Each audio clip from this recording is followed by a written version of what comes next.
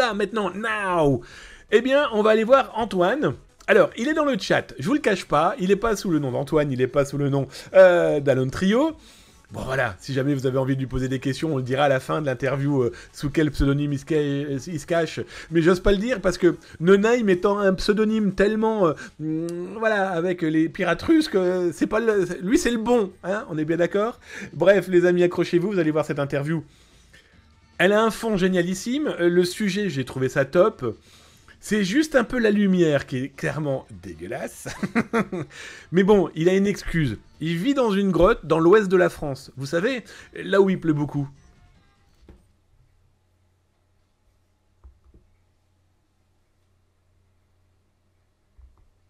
Salut Antoine. Alors, je vous présente rapidement Antoine Santo. C'est quelqu'un que je connais, depuis... Ouh, ça veut dire qu'on n'est pas tout jeune. En tout cas, Antoine, sur les internets, il est connu comme sous pseudonyme d'Alone Trio. Alors pour ceux qui sont fans de démo making, de démo maker, vous avez certainement dû croiser ses créations complètement folles, parce qu'il s'est décidé un jour de reprendre tout ce qui a existé sur Amiga, sur Atari, bref, un vrai passionné. Mais je pense que le meilleur moyen de parler de soi, eh bien, c'est le faire soi-même. Salut Antoine, t'es qui? Salut Damien. Ouais, donc Antoine, 50 ans cette année. Dans la vie, je suis ingénieur en sécurité pour un hébergeur. Voilà, je ne vais pas rentrer forcément dans le détail pour les raisons qu'on va comprendre.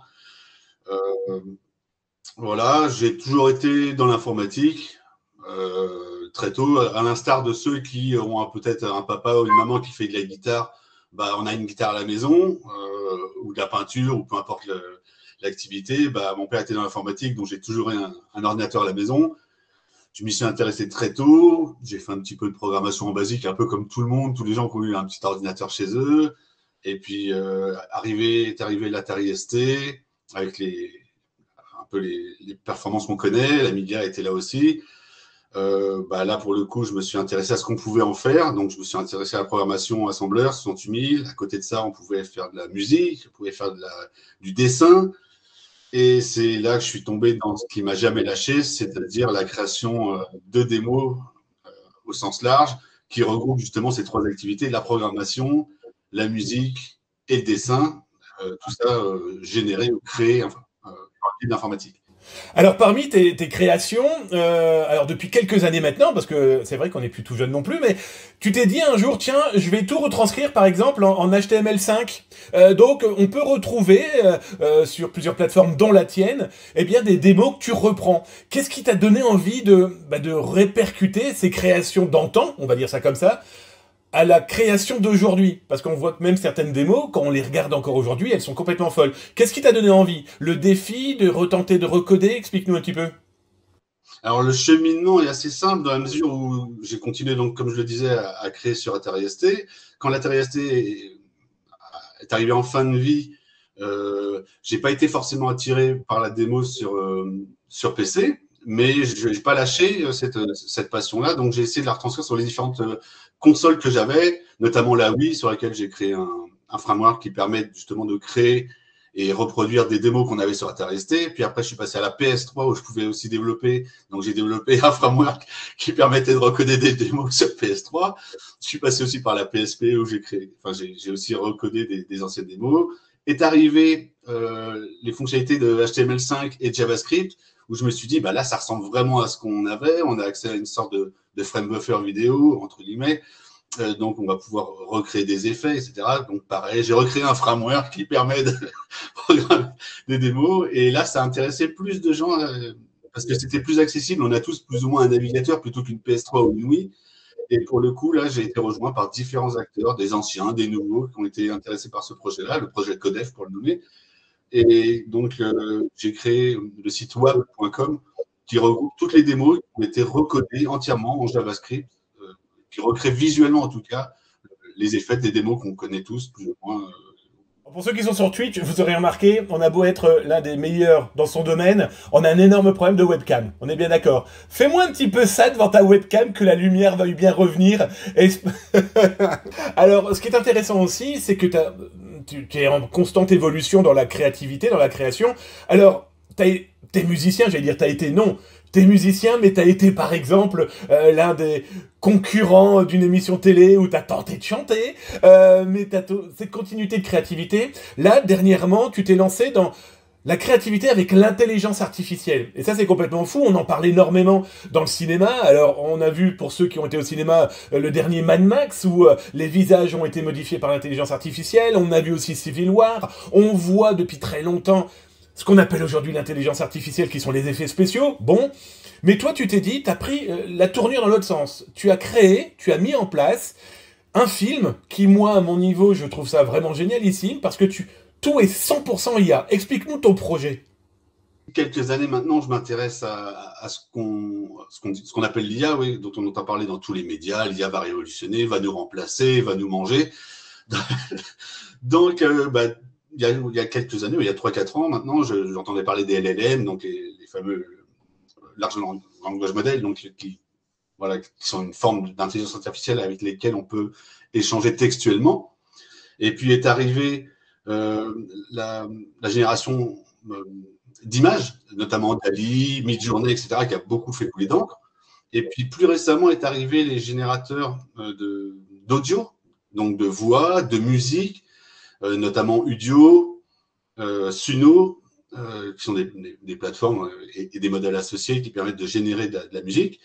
Et plus récemment est arrivée la génération de vidéos. Alors on en a entendu beaucoup parler avec Sora, qui va arriver d'ici quelques temps, mais il y a déjà des sites, des sociétés derrière, des groupements qui proposent la génération de petits clips de quelques secondes et qui sont générés à l'instar de ce qu'on faisait avec les images ou la musique, à travers un court prompt, et voilà, qui va générer des petites vidéos. Donc je me suis dit, pourquoi pas mélanger tout ça, créer une chanson, le texte, on va dire, avec les LLM, donc avec des choses comme ChatGPT qu'on connaît tous, et puis prendre ce texte-là et le donner à manger à Udio en disant fais-moi une chanson dans tel style, voilà, c'est toujours une manière de prompter des choses. Et puis une fois que j'ai eu ma musique, je dis visuellement, on va demander à des AI qui sont capables de générer des petites vidéos, de m'en faire après un descriptif, un petit clip. Et puis j'ai mixé tout ça et puis j'ai mis ça sur les plateformes, quoi. C'est complètement fou parce que on se rend compte donc du coup que l'intelligence artificielle qu'on n'arrête pas de nous vendre comme un outil qui va tous nous détruire, on se rend compte que s'il n'y a pas la créativité et l'imagination de l'humain, l'intelligence artificielle ne servira pas à grand chose. En fait, c'est un support et pour toi, c'est un vrai support de créativité, c'est intéressant. Je minimise un peu quand même ma prestation dans ce clip final, dans la mesure où je n'ai fait que donner des prompts à différents moteurs d'AI, donc notamment quel texte je voulais, ou le sujet global, et c'est lui qui m'a pondu le texte. Puis à la musique, j'ai uniquement, entre guillemets, donné des directives de style de musique, de tempo, peut-être de clés, pour avoir des notes ou des sonorités qui me plaisaient. Et puis après plusieurs essais, j'ai enfin trouvé quelque chose qui me plaisait.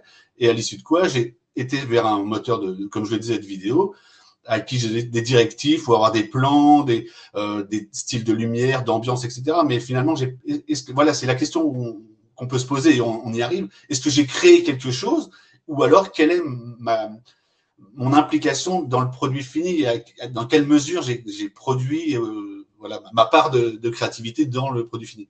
Donc c'est vrai que c'est intéressant, donc ça veut dire que tu étais plus producteur à donner des ordres à des IA qui ont pu remplacer le musicien, le graphiste, le cadreur, la lumière. Mais bon, on va quand même garder un peu l'aspect positif.